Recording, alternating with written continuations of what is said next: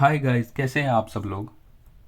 ये मेरी पहली यूट्यूब वीडियो है। इस वीडियो में हम डिस्कस करेंगे जो लोग पहली बार शेयर मार्केट में इन्वेस्ट करना चाहते हैं उनके लिए, कि वो एक अच्छी कंपनी को उनके फंडामेंटल के हिसाब से कैसे पहचानें।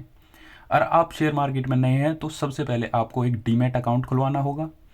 डीमैट अकाउंट आप जिरोधा पे खुला सकते हैं, ग्रो, एंजल ब्रोकिंग, अपस्टॉक, इनमें से किसी पे भी खुलवा सकते हैं। जनरली मैं यूज़ करता हूँ ग्रो, लेकिन आप भी अपनी सुविधा के अनुसार इनमें से किसी भी प्लेटफॉर्म पे डीमैट अकाउंट खुलवा सकते हैं। डीमैट अकाउंट खुलवाने के बाद जिसको कोई भी आइडिया नहीं है शेयर मार्केट में कैसे एंट्री लें, उसे सबसे अच्छा तरीका है निफ्टी 50, जो कि इंडियन शेयर मार्केट का इंडेक्स है।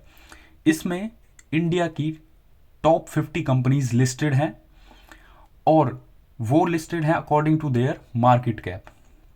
तो इनमें से हम कुछ कंपनीज के बारे में बात करते हैं।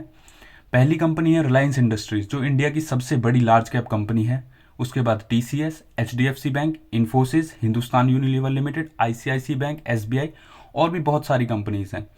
तो हम इनमें से एक कंपनी को ले लेते हैं और उसके फंडामेंटल्स पे डिसाइड करते हैं कि हम और भी कंपनीज को कैसे डिसाइड करें उसके केवल फंडामेंटल्स देख के।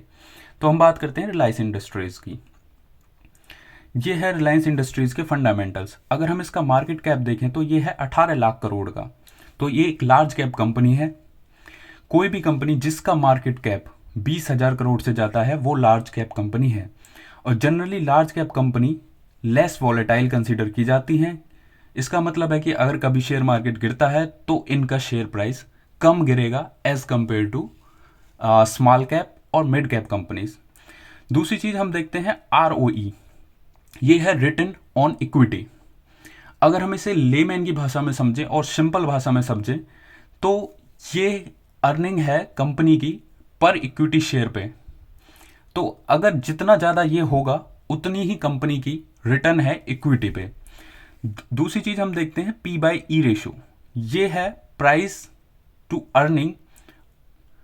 ये है कंपनी का प्राइस पर ईपीएस, अर्निंग पर शेयर पर। तो इसको हम कंपेयर कर सकते हैं इसके इंडस्ट्री पी बाई ई से। अगर ये इंडस्ट्री पी बाई ई के बराबर है तो कंपनी अच्छी वैल्यूड है, लेकिन ये अगर इंडस्ट्री पी बाई ई से ज़्यादा है तो ये कंपनी ओवर वैल्यूड है। अगर ये इंडस्ट्री पी बाई ई से कम है तो कंपनी अंडर वैल्यूड है। उसके बाद हम देखते हैं price to book ratio, P by B ratio. ये प्राइस टू बुक रेशो क्या है? सबसे पहले हम समझते हैं बुक वैल्यू क्या है। बुक वैल्यू वो वैल्यू है अगर कंपनी अपने सारे असेट्स बेच दे, कंपनी लिक्विडेट हो जाए, तो जो पैसा उसके पर शेयर होल्डर को मिलेगा वो ये बुक वैल्यू होगी। तो प्राइस टू बुक रेशो जितना ज़्यादा होगा उतना ही खराब होगा, मतलब जितना कम होगा उतना कंपनी के लिए और जो इसमें इन्वेस्ट करना चाहता है उसके लिए अच्छा होगा। फिर हम बात करते हैं डेब्ट टू इक्विटी रेशो। ये है कंपनी का डेब्ट पर इक्विटी शेयर पर। ये जितना ज़्यादा होगा उतना ही खराब होगा, ये जितना कम होगा उतना ही अच्छा होगा। अगर हम इसमें देखते हैं तो इसमें डेब्ट टू इक्विटी रेशो है 0.36। वो काफ़ी अच्छा माना जाता है क्योंकि ये एक से कम है। दूसरी बात करते हैं हम डिविडेंड यील्ड। डिविडेंड यील्ड क्या होती है? जब कंपनी प्रॉफिट कमाती है तो वो अपने प्रॉफिट में से कुछ हिस्सा अपने शेयर होल्डर्स को बांट देती है, तो इसे हम कहते हैं डिविडेंड यील्ड, जो कंपनी ने अपने शेयर होल्डर्स को बांटा है। अगर हम रिलायंस की बात करें तो इसने 0.30% अपने शेयर होल्डर्स को बांटा है। अब बात करते हैं ईपीएस की। ईपीएस ये है कंपनी का अर्निंग पर शेयर पर, कि कंपनी एक शेयर पर कितना पैसा कमा रही है। तो अगर हम रिलायंस का देखें तो 98.80 है। ये जितना ज़्यादा होगा उतना ही कंपनी के लिए अच्छा होगा। तो आज हमने जाना कि किसी भी कंपनी को उसके फंडामेंटल के हिसाब से कैसे सिलेक्ट करें। और आपको वीडियो अच्छी लगी तो लाइक कीजिए, सब्सक्राइब कीजिए और शेयर कीजिए। Thank you.